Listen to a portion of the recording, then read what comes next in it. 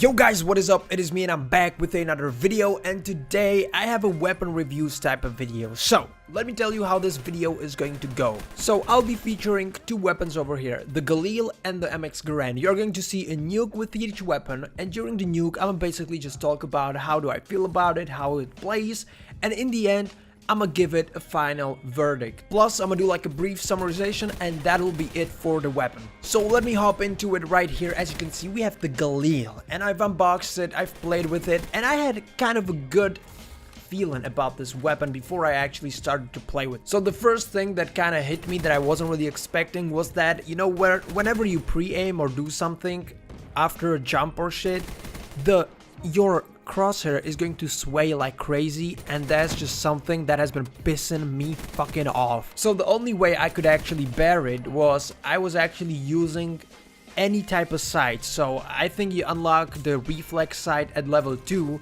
Please put that shit on, because with the iron sights, like, I'm not saying the iron sights are bad, but they, like, the way they move, it's just so fucking annoying, and it will definitely throw you off. But on the other hand, if you actually look at the damage, at the fire rate and these type of things, this shit fucking melts people. Like, you can definitely outplay a VMP at a short range with this weapon, because it really does pack a punch. Another thing that really kind of threw me off when I was playing with it is that the base reload speed was really slow, so I adjusted it with fast mags. After using fast mags, it was actually alright.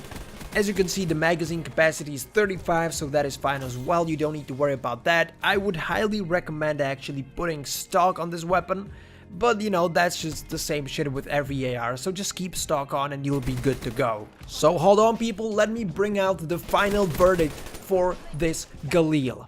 So the Galil, I think that it's like the fucking chopsticks. So listen up, before you think that I'm fucking crazy, I mean, let's just leave it there. Anyways, before you think I'm fucking crazy, so if you've never eaten with chopsticks before, it will be strange, it will seem weird, you're going to be like, what the fuck is this?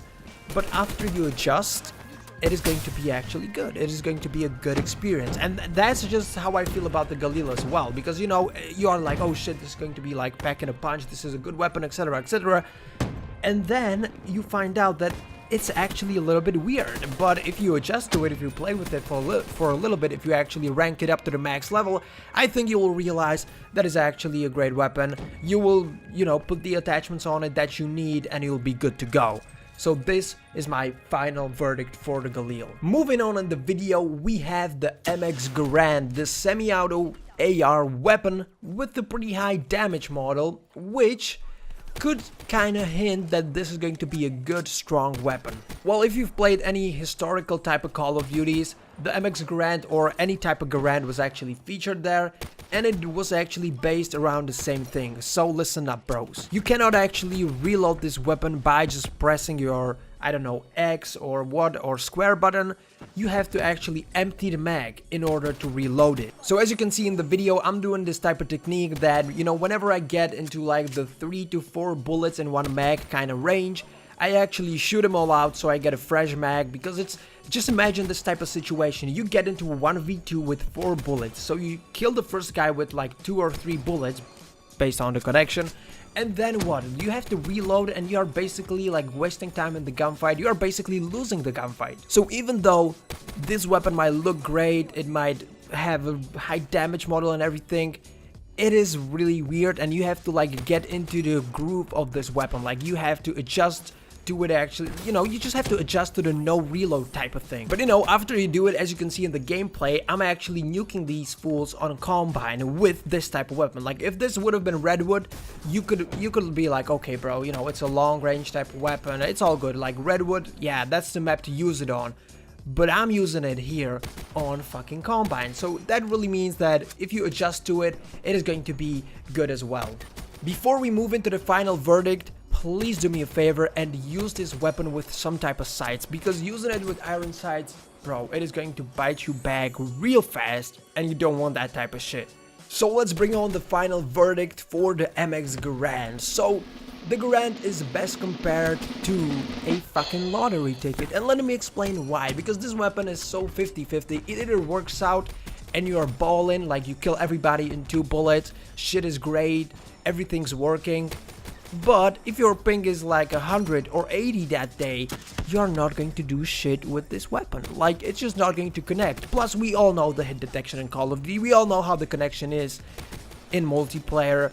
So if you see that your connection is just not really in there that day, I mean, don't even try. So I want to thank you for watching this video. Hopefully you enjoyed this type of format of the video. I'm really trying to do something different.